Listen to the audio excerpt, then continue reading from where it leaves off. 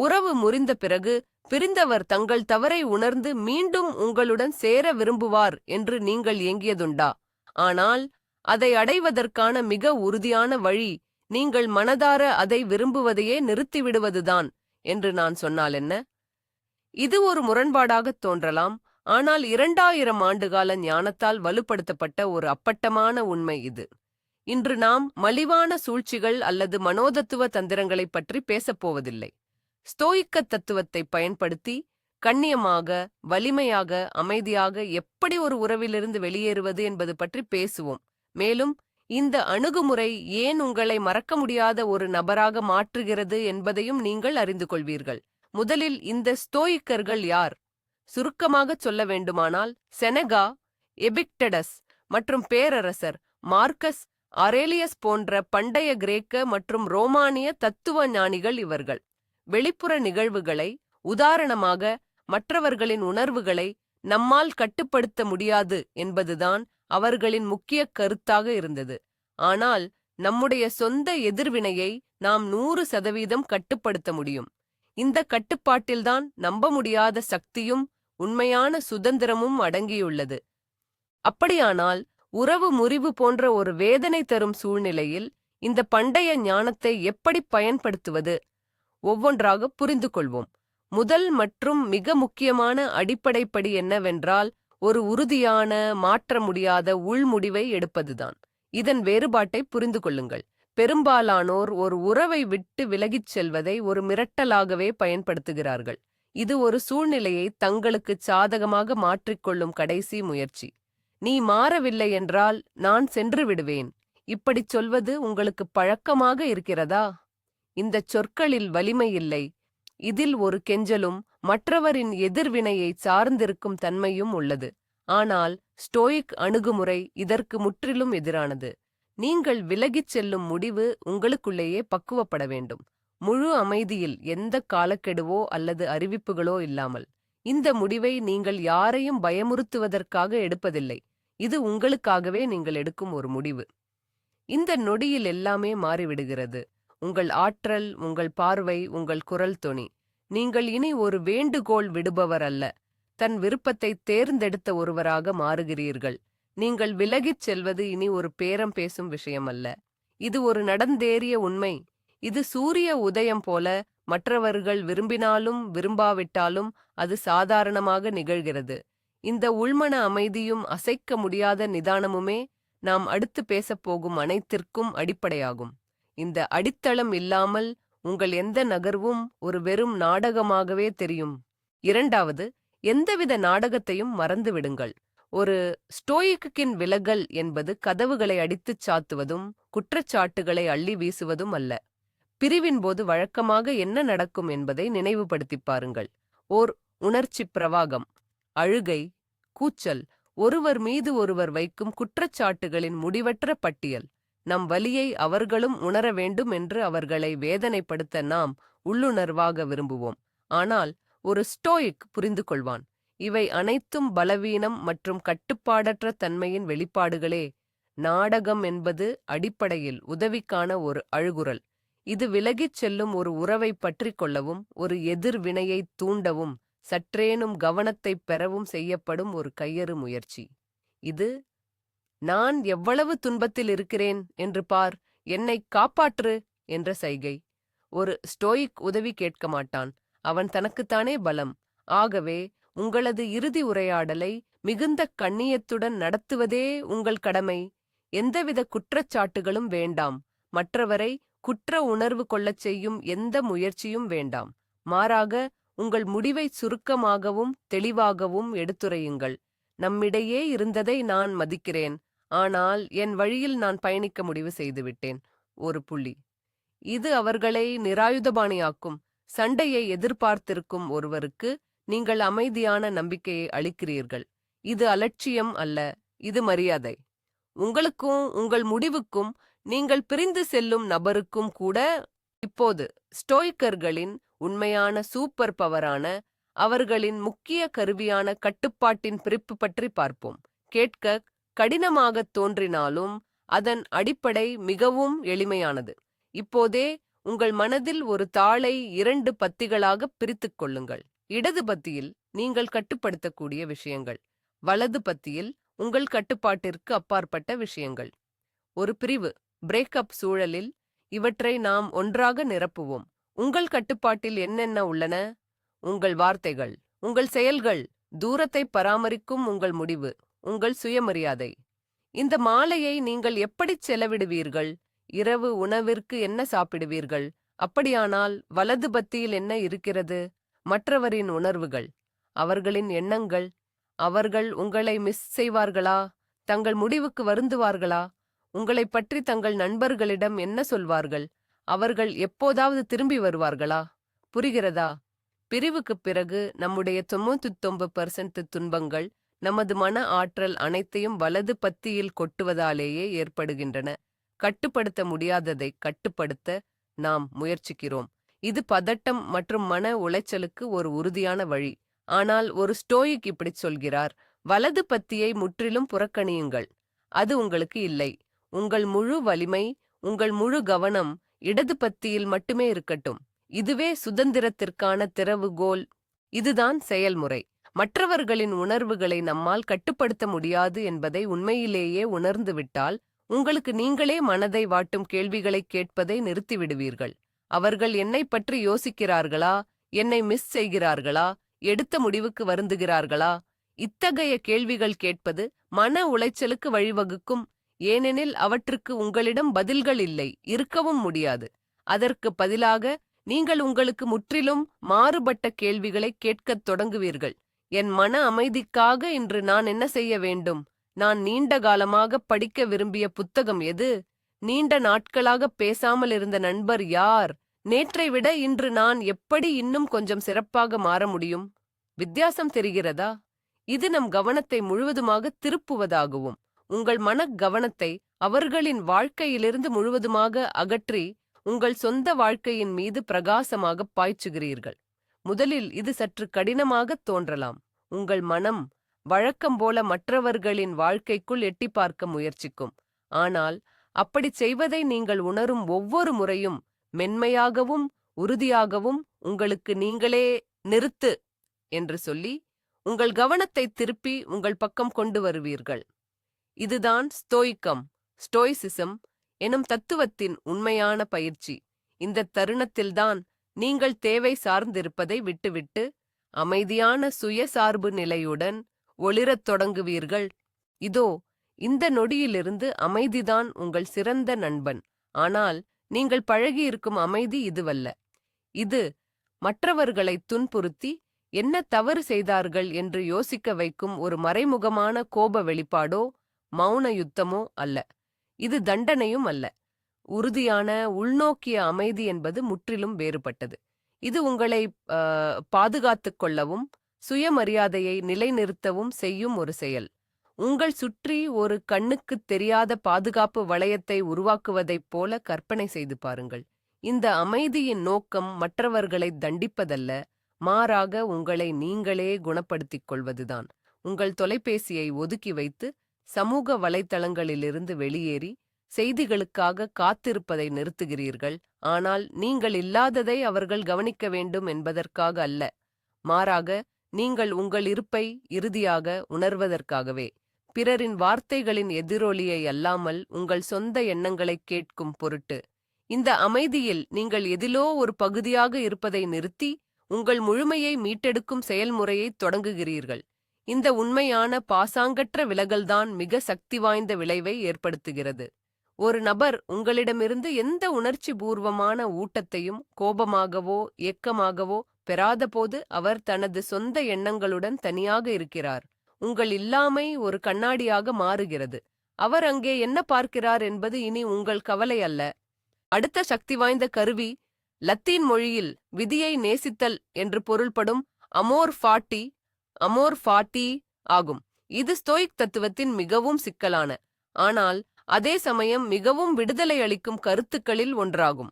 நடக்கும் எதுவுமே காரணமில்லாமல் நடப்பதில்லை, மாறாக அது ஒரு சீரான, சரியான பிரபஞ்ச ஒழுங்கின் ஒரு பகுதி என்று ஸ்டோயிக் தத்துவவாதிகள் நம்பினர். உங்கள் பணி நடந்ததை வெறுமனே ஏற்றுக்கொள்வதோ பல்லைக் கடித்துக்கொண்டு சகிப்பதோ அல்ல. மாறாக அந்த நிகழ்வை உண்மையிலேயே நேசிக்க வேண்டும். ஆம், அப்படித்தான். நீங்கள் பிரிந்துவிட்டீர்கள் என்ற உண்மையை நேசிப்பது விசித்திரமாக இருக்கிறது, இல்லையா? ஆனால் இதை வேறு ஒரு கோணத்தில் பார்ப்போம். பிரிவு என்பது உலகின் முடிவல்ல. அது ஒரு வலிமிகுந்த, ஆனால் உங்கள் பயணத்தில் அவசியமான ஒரு திருப்புமுனை. ஏன் இது எனக்கு நிகழ்ந்தது, எதற்காக என்று சிந்திப்பதற்கு பதிலாக உங்களை நீங்களே கேட்டுக்கொள்ளுங்கள். இந்தச் சூழ்நிலை எனக்கு எதை கற்றுக் கொடுக்கிறது? நான் என்ன பாடம் கற்க வேண்டும்? இது எனக்கு என்ன புதிய வாய்ப்பை திறக்கிறது? அமோர் ஃபாட்டி என்பது உங்கள் உறவின் இடிபாடுகளைப் பார்த்து, நன்றி, இது என் வளர்ச்சிக்கு அவசியம். இப்போது நான் இந்த இடத்தில் புதியதாகவும் மிகவும் உறுதியானதாகவும் ஒன்றைக் கட்ட முடியும் என்று சொல்வதுதான். இது பாதிக்கப்பட்டவர் என்ற பாத்திரத்தை முழுமையாகத் துறப்பதாகும். உங்களுக்கு ஏதோ ஒன்று நேர்ந்தவர் நீங்கள் அல்ல. நடந்ததை உங்கள் நன்மைக்காக பயன்படுத்துபவர் நீங்கள். இப்போது உங்கள் முக்கிய நோக்கம் மாறுகிறது. இதுவரை ஒருவேளை உங்களுக்குத் தெரியாமலே அந்த நபரை திரும்பப் பெறுவதுதான் உங்கள் நோக்கமாக இருந்தது.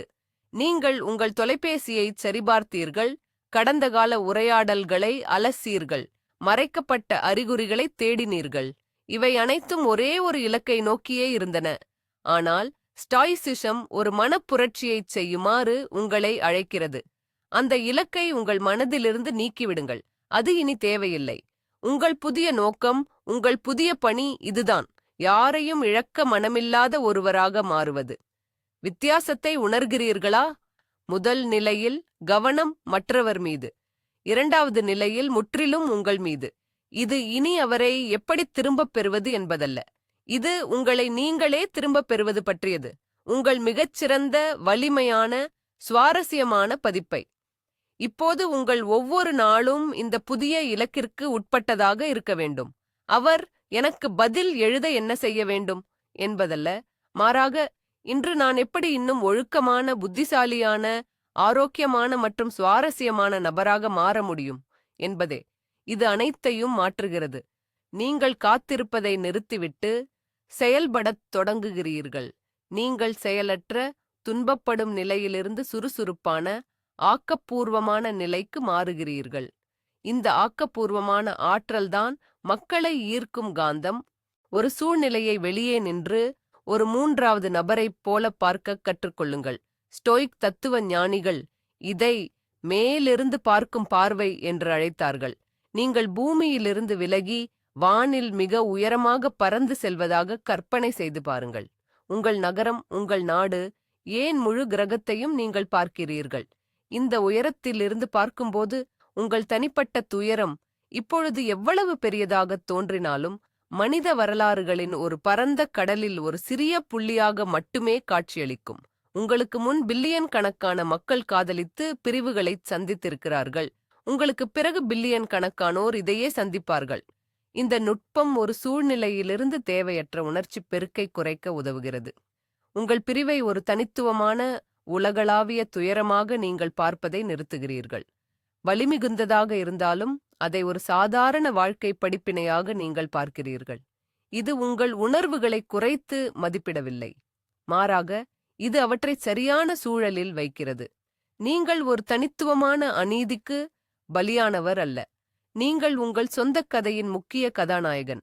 எந்த நல்ல கதையிலும் கதாநாயகன் வலிமையானவராக மாற சவால்களை கடக்க வேண்டும். உங்கள் பிரிவு என்பது ஒரு முடிவல்ல. இது வெறும் ஒரு அத்தியாயம் மட்டுமே. அடுத்த அத்தியாயத்தில் என்ன எழுதப்படும் என்பதை தீர்மானிப்பது நீங்கள் மட்டுமே. உடல் உழைப்பை ஒரு உவமையாக பார்ப்போம். ஒரு உறவு முறிந்த பிறகு சோர்வில் ஆழ்ந்து வீட்டிலேயே முடங்கி தன் இரக்கத்தில் மூழ்குவது மிகவும் எளிது. ஆனால் ஒரு ஸ்டாயிக் உடலும் மனமும் பிரிக்க முடியாதபடி ஒன்றோடொன்று பிணைக்கப்பட்டுள்ளன என்பதை அறிவார்.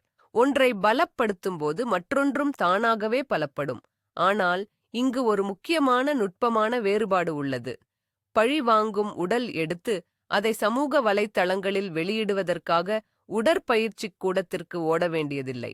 இது மற்றொரு கையாளுதலாகவும் பிறரின் எதிர்வினையை தூண்டும் ஒரு முயற்சியாகவும் இருக்கும். மாறாக, செயல்முறையின் நலனுக்காக உங்கள் உடலை ஈடுபடுத்துங்கள். ஒழுக்கத்திற்காக, உங்களுக்கு சுத்தமாக ஓட விருப்பமில்லாத போதும், உங்களை நீங்களே தள்ளி ஓடச் செல்லும்போது நீங்கள் தசைகளை மட்டுமல்ல, உங்கள் மன உறுதியையும் பயிற்சி செய்கிறீர்கள். ஒவ்வொரு கிலோமீட்டரும், உடற்பயிற்சி கூடத்தில் ஒவ்வொரு முறையும் உங்களின் பலவீனத்தின் மீதான ஒரு சிறிய வெற்றி. நீங்கள் உங்களுக்கு நீங்களே உறுதியாக காட்டுகிறீர்கள், நான் சங்கடங்களை வெல்ல முடியும். நான் இலக்குகளை நிர்ணயித்து அவற்றை அடைய முடியும். உடல் பயிற்சிகளால் பிறக்கும் இந்த தன்னம்பிக்கை தானாகவே வாழ்க்கையின் மற்ற துறைகளுக்கும் பரவும். நீங்கள் சிரமங்களுக்கு அஞ்சாத ஒரு மனிதராக மாறுவீர்கள். ஒரு புகைப்படத்தில் காட்டப்படும் தசைகளை விட இந்த உள்பலம் மற்றவர்களால் மிக ஆழமாக உணரப்படும். உங்கள் மனதுக்கும் இதைப் போலவே செய்யுங்கள். பிரிவுக்குப் பிறகு உங்கள் மனம் ஒரு அறை போல. அதில் ஒரே சோகமான இசை தொடர்ந்து ஒலித்துக் கொண்டிருக்கிறது. கடந்த காலத்தை பற்றிய முடிவில்லாத பகுப்பாய்வு, உரையாடல்களை மீண்டும் மீண்டும் நினைத்துப் பார்ப்பது, வருத்தங்கள். இந்த உள் சத்தத்தை நிறுத்த உங்கள் மனதிற்கு ஒரு புதிய சுவாரஸ்யமான வேலையை கொடுக்க வேண்டும். சிந்தனைக்கு புதிய தீனி. நீங்கள் நீண்ட காலமாக ஒத்திவைத்த ஒன்றை கற்றுக்கொள்வதில் மூழ்குங்கள். எப்போதும் இத்தாலியன் கற்க விரும்பினீர்களா? இன்றே ஒரு பாடப்புத்தகத்தை வாங்குங்கள். பண்டைய ரோமின் வரலாற்றைப் பற்றி அறிய கனவு கண்டீர்களா? ஒரு ஆவணப்படம் அல்லது பாட்காஸ்டைக் கண்டறியுங்கள். கிதார் வாசிக்க கற்க விரும்பினீர்களா? யூடியூபில் பயிற்சிகளை பாருங்கள். அது என்னவாக இருந்தாலும் பரவாயில்லை. முக்கியம் என்னவென்றால் அது சவாலானதாகவும் ஈடுபாட்டுடனும் இருக்க வேண்டும். உங்கள் மூளை ஒரு புதிய பணியைச் செய்வதில் மும்முரமாக இருக்கும்போது வீண் துயரங்களுக்கு ஆற்றல் இருக்காது. பழைய வலியுண்டாக்கும் நரம்பியல் தொடர்புகளை புதிய, நேர்மறையான மற்றும் பயனுள்ளவற்றுடன் நீங்கள் உண்மையில் மாற்றுகிறீர்கள். நீங்கள் வெறுமனே திசை திருப்பப்படவில்லை. நீங்கள் ஒரு புதிய, மிகவும் சுவாரஸ்யமான மற்றும் பன்முகத்தன்மை கொண்ட ஆளுமையை தீவிரமாக உருவாக்குகிறீர்கள். மேலும் கடந்த காலத்தைப் பற்றி பேசுவதை விட எதிர்காலத்தைப் பற்றி பேச விரும்பும் ஒரு நபராக நீங்கள் மாறுகிறீர்கள். உங்களை நீங்களே தனிமைப்படுத்திக் கொள்ளாதீர்கள். ஒரு உறவு முறிவுக்குப் பிறகு 4 சுவர்களுக்குள் உங்களை அடைத்துக்கொண்டு உலகத்திலிருந்து விலகி உங்களது வலியை முடிவில்லாமல் அசைபோடுவது போலத் தோன்றலாம். அது பாதுகாப்பானது போலத் தோன்றினாலும் மனிதன் ஒரு சமூக விலங்கு என்று தத்துவம் நமக்கு கற்றுக் கொடுக்கிறது. தனிமை உங்கள் துயரங்களை மேலும் அதிகரிக்கும். உங்கள் உலகத்தை ஒரேயொரு பிரச்சினையின் அளவுக்கு சுருக்கிவிடும். ஆகவே நீங்கள் செய்ய வேண்டியது இதற்கு நேர் எதிரானது. உங்கள் பழைய நட்பு வட்டாரத்தை மீண்டும் உருவாக்குங்கள். 6 மாதங்களாக பேசாத நண்பனுக்கு ஒரு அழைப்பை மேற்கொள்ளுங்கள். இந்த உறவுக்கு முன்பே உங்களை தெரிந்திருந்த தோழிக்கு ஒரு செய்தி அனுப்புங்கள். முக்கியமாக நண்பர்களை புலம்பல் துணையாக பயன்படுத்திக் கொண்டு உங்கள் முன்னாள் துணையை பற்றி மணிக்கணக்கில் குறை சொல்ல வேண்டும் என்பதல்ல இதன் பொருள். இல்லை, உங்கள் பணி என்னவென்றால் இந்த உறவுக்கு முன்பு நீங்கள் எப்படிப்பட்டவர்களாக இருந்தீர்கள் என்பதை நினைவில் கொள்வதுதான். மற்ற விஷயங்களைப் பற்றி பேசுங்கள். பழைய நகைச்சுவைகளைக் கேட்டுச் சிரியுங்கள். ஒரு பொதுவான பொழுதுபோக்கில் ஈடுபடுங்கள். இந்த ஒரு நபர் இல்லாமல் கூட உங்கள் வாழ்க்கை அர்த்தத்துடனும் சமூகத் தொடர்புகளுடனும் நிறைந்துள்ளது என்பதை உங்கள் மூளைக்கு நடைமுறையில் நிரூபிக்க வேண்டும். நீங்கள் வெறும் கவனச்சிதறலை தேடவில்லை. நீங்கள் உங்களது சமூக உலகத்தை அதன் மையமாக நீங்கள் இருக்கும்படி ஒருவரின் துணைக்கோளாய் இல்லாமல் மீண்டும் தீவிரமாக கட்டமைத்துக் கொண்டிருக்கிறீர்கள். மேலும் நிச்சயமாக நவீன ஸ்டாயிசிசத்தின் அடிப்படை விதி ஒன்று: எந்த விதமான டிஜிட்டல் வேவு பார்த்தலும் வேண்டாம். பண்டைய ரோமில் ஸ்டாயிக்குகளுக்கு இன்ஸ்டாகிராம், ஃபேஸ்புக் போன்றவை இல்லை. ஆனால் இந்த கொள்கை இப்போதும் அதேதான். உங்கள் முன்னாள் துணையின் பக்கத்தை ஒவ்வொரு முறை பார்வையிடும் போதும் நீங்களே விரும்பி விஷத்தை விழுங்குகிறீர்கள். இல்லாத பதில்களை தேடுகிறீர்கள். புகைப்படங்கள் மற்றும் லைக்குகள் மூலம் அவர்களின் மனதில் என்ன நடக்கிறது என்பதை கணிக்க முயற்சிக்கிறீர்கள். இது ஒரு கட்டுப்பாட்டின் மாயை, தற்காதீனத்திற்கு நேரடி வழி. நீங்கள் பார்ப்பது உண்மை அல்ல, கவனமாக வடிகட்டப்பட்ட ஒரு காட்சி என்பதை புரிந்து கொள்ளுங்கள். இந்த டிஜிட்டல் வேவு பார்த்தலில் செலவிடும் ஒவ்வொரு நிமிடமும் உங்கள் சொந்த வாழ்க்கையிலிருந்தும் உங்கள் மீண்டு வரும் பயணத்திலிருந்தும் திருடப்பட்ட ஒரு நிமிடமாகும். ஆகவே உறுதியாகச் செயல்படுங்கள். பின்தொடர்வதை நிறுத்துங்கள். உங்கள் நியூஸ்ஃபீடில் இருந்து மறைத்து விடுங்கள். தேவைப்பட்டால் தடுங்கள். இது கோபத்தின் அல்லது வருத்தத்தின் வெளிப்பாடு அல்ல. இது டிஜிட்டல் சுகாதாரத்திற்கான ஒரு செயலாகும். உங்களுக்கு ஒவ்வாமை ஏற்படுத்தும் உணவை மேசையிலிருந்து அகற்றுவது போன்றது இது. அந்த உணவை தண்டிப்பதற்காக நீங்கள் இதைச் செய்வதில்லை. உங்கள் உடலை பாதுகாக்கவே இதைச் செய்கிறீர்கள். உங்கள் மன அமைதிதான் உங்களிடம் இருக்கும் மிகப்பெரிய சொத்து. அதை எல்லா வகையிலும் பாதுகாப்பது உங்கள் கடமை. அவர்கள் தாமாகவே உங்களைத் தொடர்பு கொண்டால் என்ன செய்வது? ஒரு நாள் இது நடக்கும் வாய்ப்பு அதிகம். அது ஒரு மெசேஜாகவோ ஒரு ஃபோன் காலாகவோ அல்லது எதிர்பாராத ஒரு சந்திப்பாகவோ இருக்கலாம். அதுதான் உங்கள் மன வலிமைக்கான அசல் சோதனை. நீங்கள் இவ்வளவு காலம் மேற்கொண்ட உழைப்பு, சுய வளர்ச்சி பயிற்சிகள் அனைத்தும் இந்த ஒரு கணத்தில் சோதிக்கப்படும். ஏனென்றால் பழைய பழக்க வழக்கங்களும் உணர்வுகளும் மீண்டும் தலைதூக்க முயற்சிக்கும். இதயம் வேகமாக துடிக்கும். மனதில் 1000 எண்ணங்கள் குவியும். உங்கள் முதல் இயல்பான எதிர்வினை அதிக உணர்ச்சி பூர்வமாக இருக்கலாம். அது மகிழ்ச்சியாகவோ நம்பிக்கையாகவோ அல்லது கோபம் வெறுப்பு போன்ற எதிர்மறை உணர்வுகளாகவோ இருக்கலாம். அல்லது நீங்கள் உடனடியாக பதிலளிக்க எதையாவது நிரூபிக்க ஒரு உரையாடலை தொடங்க விரும்புவீர்கள். ஆனால் ஒரு ஸ்டோயிக், அதாவது மன உறுதி கொண்டவர், இந்த சூழ்நிலையில் ஒரு எளிய காரியத்தைச் செய்வார். அவர் ஒரு இடைவெளி எடுத்துக்கொள்வார். உடனடியாக எதிர்வினையாற்ற மாட்டார். உணர்வுகள் அடங்கி பகுத்தறிவு கட்டுப்பாட்டை எடுத்துக்கொள்ள அவருக்கு நேரம் கொடுப்பார். இந்த தொடர்பு வெறும் ஒரு வெளிப்புற நிகழ்வு என்பதை அவர் புரிந்து கொள்கிறார். அவர் அதற்கு அதிகாரம் அளிக்காத வரை அது அவர் மீது எந்த சக்தியையும் செலுத்தாது. உங்கள் எதிர்வினை எல்லாவற்றையும் வெளிப்படுத்தும். நீங்கள் இன்னும் அந்த பிடியில் இருக்கிறீர்களா அல்லது நீங்கள் ஏற்கனவே விடுதலையாகி விட்டீர்களா? ஒரு பதில் மரியாதையாக, அமைதியாக மற்றும் மிக சுருக்கமாக இருக்க வேண்டும். இந்த வழிமுறையை சற்று விரிவாக பார்ப்போம். மரியாதையாக என்பது நீங்கள் வலிமையும் பெருந்தன்மையும் கொண்டவர் என்பதை காட்டுகிறது. நீங்கள் ஒருபோதும் அவமானப்படுத்துவதிலோ அல்லது மறைமுகமான கோபத்திலோ ஈடுபட மாட்டீர்கள். நீங்கள் இவற்றுக்கெல்லாம் அப்பாற்பட்டவர். அமைதியாக இருப்பது உங்கள் உணர்ச்சிகளின் மீது உங்களுக்கு முழு கட்டுப்பாடு உள்ளது என்பதை குறிக்கிறது. உங்கள் பதிலில் கோபத்தின் சாயலோ உற்சாகத்தின் சுவடோ இருக்கக்கூடாது. வெறுமனே ஒரு சமநிலையான, நடுநிலையான தொனிதான் இருக்க வேண்டும். இவற்றில் மிக முக்கியமானது மிகவும் சுருக்கமாக இருப்பது. திறந்த கேள்விகளுக்கோ உரையாடலை தொடர்வதற்கான தலைப்புகளுக்கோ இடமளிக்காதீர்கள். யாராவது உங்களிடம் "வணக்கம், எப்படி இருக்கிறீர்கள்?"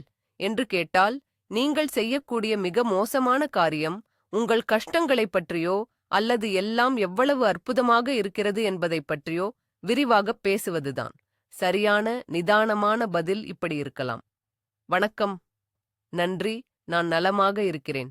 அத்துடன் முடிந்தது.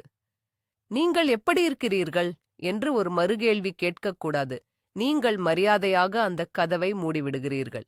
நீங்கள் பாலங்களை எரிப்பதில்லை, அதே சமயம் வாயில்களை அகலமாக திறந்து வைப்பதும் இல்லை. இந்த உரையாடல் உங்களுக்கு முன்னுரிமை இல்லை என்பதை நீங்கள் தெளிவுபடுத்துகிறீர்கள். இந்த செய்தி ஏதோ நூற்றாண்டு நிகழ்வு கிடையாது.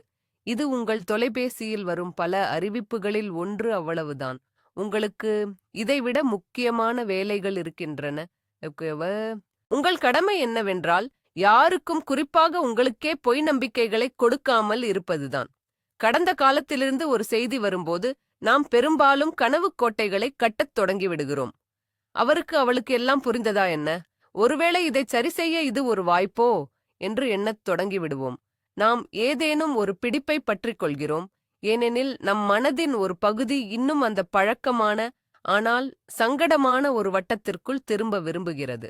ஆனால் ஒரு தெளிந்த மனதுள்ளவர் அறிவார், தெளிவுதான் உண்மையான அன்பின் மிக உயர்ந்த வடிவம். தெளிவற்ற பதில்கள், மறைமுகமான குறிப்புகள், வெறும் நட்பு ரீதியான சந்திப்புக்கு ஒப்புக்கொள்வது, இவை அனைத்தும் இருவர் மீதும் செய்யப்படும் ஒரு கொடுமையே. நீங்கள் வேதனையை நீட்டிப்பதுடன் தவிர்க்க முடியாத ஒன்றை தாமதப்படுத்துகிறீர்கள்.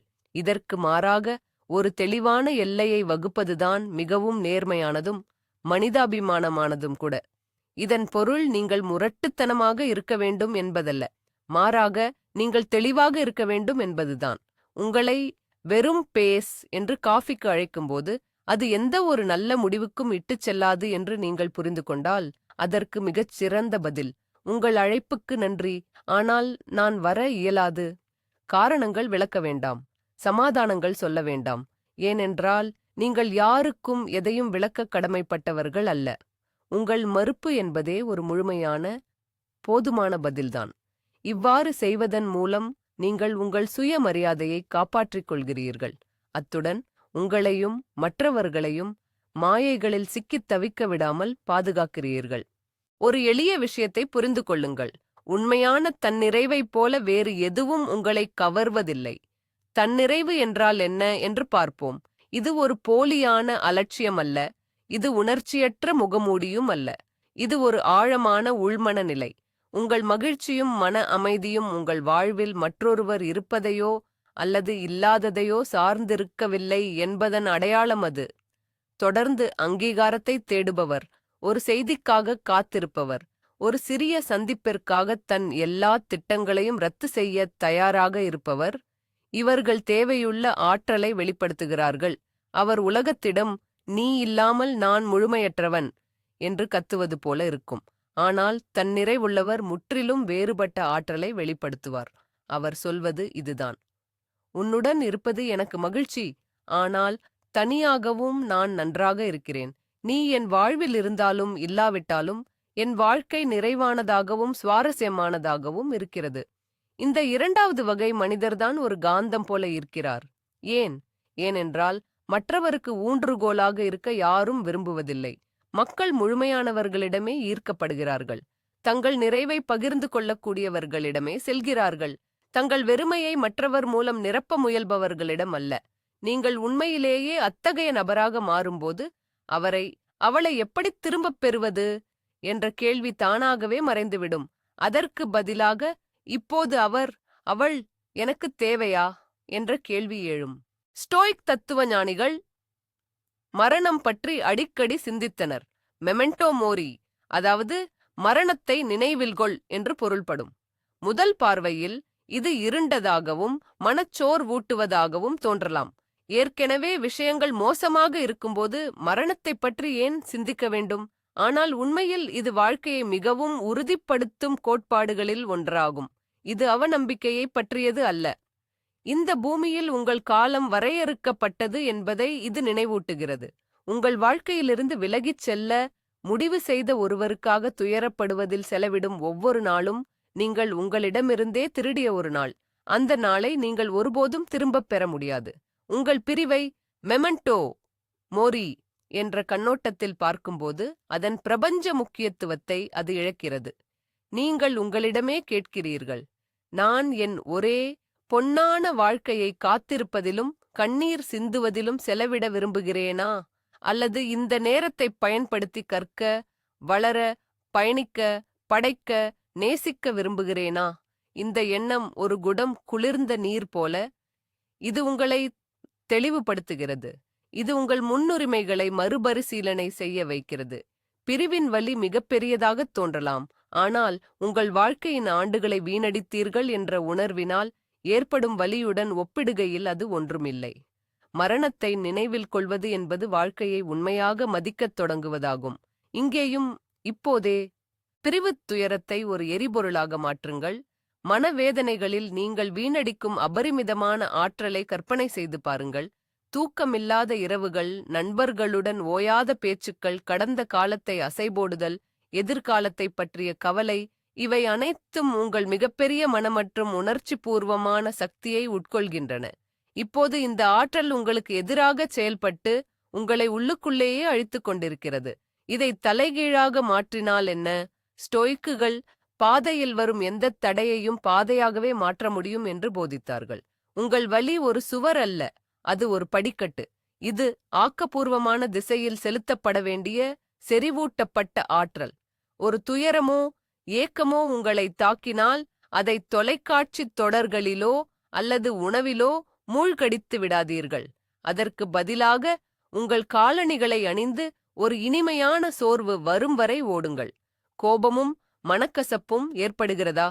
இந்த ஆத்திரத்தை ஒரு புதிய சவாலான திறமையை கற்றுக்கொள்வதில் அல்லது வீட்டில் ஒரு முழுமையான சுத்தம் செய்வதில் திசை திருப்புங்கள். உங்கள் உணர்வுகளின் குழப்பத்தை உங்கள் வாழ்க்கையில் ஒரு ஒழுங்காக மாற்றுங்கள். இதை நீங்கள் ஒவ்வொரு முறை செய்யும் போதும் வெறுமனே கவனத்தை திசை திருப்புவதில்லை. நீங்கள் ஒரு இரசவாதச் செயலை செய்கிறீர்கள். துன்பத்தின் ஈயத்தை தனிப்பட்ட வளர்ச்சியின் தங்கமாக மாற்றுகிறீர்கள். ஒரு புதிய சிறந்த உங்களை உருவாக்க உங்கள் வலி ஒரு முக்கிய வளமாக மாறுகிறது. இங்குதான் நாம் ஒரு முக்கிய முரண்பாட்டை எதிர்கொள்கிறோம். நீங்கள் உண்மையாகவே அந்த நபருக்கு உங்கள் வாழ்க்கையில் இடமில்லாத ஒரு நிலையை உருவாக்கினால் அவர் அதில் மீண்டும் திரும்ப வர மிக அதிக வாய்ப்புள்ளது. நீங்களே யோசித்துப் பாருங்கள். நீங்கள் அனைத்து முந்தைய படிகளையும் கடந்துவிட்டீர்கள். நீங்கள் ஒரு உறுதியான முடிவை எடுத்துவிட்டீர்கள். சஞ்சலமான நாடகங்களை தவிர்த்து விட்டீர்கள். உங்களால் கட்டுப்படுத்தக்கூடிய விஷயங்களில் கவனம் செலுத்தினீர்கள். உடல் அளவிலும் மனதளவிலும் வலிமை பெற்றுவிட்டீர்கள். உங்களை சுற்றிலும் நண்பர்களைக் கொண்டீர்கள். உங்கள் வாழ்க்கை புதிய அர்த்தங்கள், இலக்குகள் மற்றும் ஆர்வங்களால் நிரம்பிவிட்டது. இதன் விளைவு என்ன தெரியுமா? நீங்கள் இனி அவரது செய்திகளுக்காக காத்திருப்பதில்லை. அவரது சமூக வலைத்தளங்களை பார்ப்பதில்லை. உங்கள் சொந்த சுவாரஸ்யமான வாழ்க்கையில் நீங்கள் உண்மையாகவே மூழ்கியிருக்கிறீர்கள். உங்கள் மகிழ்ச்சி இனி அவரது இருப்பை சார்ந்திருப்பதில்லை. இந்த நிலையில்தான் உங்கள் இல்லாமை அவருக்கு பெரியதாக உணரப்படுகிறது. அவர் வேதனையுறுபவரை அல்ல, செழிப்பான வளமான ஒருவரை காண்கிறார். அவர் போன பிறகு உங்கள் உலகம் இடிந்து விழவில்லை, மாறாக உங்களுக்கு இன்னும் பிரகாசமாகவும் சுவாரஸ்யமாகவும் மாறிவிட்டது என்பதையும் பார்க்கிறார். இது அவருக்குள் ஒரு பெரிய அறிவாற்றல் முரண்பாட்டை காக்னிட்டிவ் டிசனன்ஸ் ஏற்படுத்துகிறது. அவரது அகந்தை ஈகோ புண்படுகிறது. தான் இல்லாமல் உங்களால் வாழ முடியாது என்ற அவரது நம்பிக்கை சிதைந்து விடுகிறது. இந்த நபர் மீது என் ஆதிக்கம் இன்னும் இருக்கிறதா என்று சோதித்துப் பார்க்கும் ஆசைதான் அவரது இயற்கையான உந்துதலாக மாறுகிறது. இது கிட்டத்தட்ட தவிர்க்க முடியாதது. இங்கேதான் மிகவும் சுவாரஸ்யமான விஷயம் நடக்கிறது. நீங்கள் ஒருவேளை எதிர்பாராத ஒரு திருப்பம். அவர்கள் மீண்டும் உங்களை தேடி வருவது உங்களுக்கு முக்கியமில்லாமல் போகும்போது, உங்கள் மகிழ்ச்சியை மற்றவர்களின் ஒப்புதலில் தேடாமல் உங்களுள்ளேயே நீங்கள் கண்டறியும் போது, அந்த தருணத்தில்தான் நீங்கள் அவர்களுக்கு மிகவும் மதிப்புமிக்கவராகிறீர்கள். ஏன்? ஏனெனில் நீங்கள் பலவீனத்தையோ சார்பு நிலையையோ அல்ல, மாறாக வலிமை, முழுமை மற்றும் தன்னிறைவை வெளிப்படுத்துகிறீர்கள். உங்கள் மதிப்பு அவர்கள் உங்களுடன் இருக்கிறார்களா இல்லையா என்பதை பொறுத்தது அல்ல என்பதை நீங்கள் காட்டுகிறீர்கள். இது நம்ப முடியாத அளவிற்கு ஈர்க்கக்கூடியது. ஒருவர் கைவிடப்பட்டு துன்பப்படும் ஒரு துணையை அல்ல, மாறாக ஒரு அடியைச் சமாளித்து அதை தாண்டி மேலும் சிறந்தவராக மாறிய ஒரு வலிமையான வளரும் ஆளுமையை காண்கிறார். அப்பொழுது நான் எவ்வளவு அற்புதமான ஒருவரை இழந்தேன் என்ற எண்ணம் எழுவது இயற்கையானது. ஆனால் அந்த நேரத்தில் அது உங்களுக்கு ஒரு பொருட்டாகவே இருக்காது. ஆகவே ஒரு ஸ்தோயிக்கப்படி விலகிச் செல்வது ஒரு தந்திரம் அல்ல, அது ஒரு வாழ்க்கை தத்துவம். இது யாரிடமிருந்தோ விலகிச் செல்வதல்ல, மாறாக உங்களுக்கே திரும்புவதாகவும். இதில்தான் அதன் உண்மையான வலிமை உள்ளது. நீங்கள் வெற்றி பெற ஒரு விளையாட்டில் ஈடுபடவில்லை. நீங்கள் இயல்பாகவே அதிலிருந்து ஒரு வெற்றியாளராக வெளியேறுகிறீர்கள். இந்த வீடியோவை இறுதி வரை பார்த்ததற்கு நன்றி. இந்த தத்துவம் உங்களுக்கு பிடித்திருந்தால் லைக் செய்து, மனதின் வலிமை பற்றிய புதிய வீடியோக்களை தவறவிடாமல் இருக்க சேனலுக்கு குழு சேரவும். இப்போது உங்களுக்கான ஒரு கேள்வி. இப்படிப்பட்ட ஸ்தோயிக்கப் பிரிவின் அணுகுமுறையில் மிகவும் கடினமானது எது என்று நீங்கள் நினைக்கிறீர்கள்? உங்கள் கருத்தை கீழே உள்ள கருத்துப் பிரிவில் பகிர்ந்து கொள்ளுங்கள்.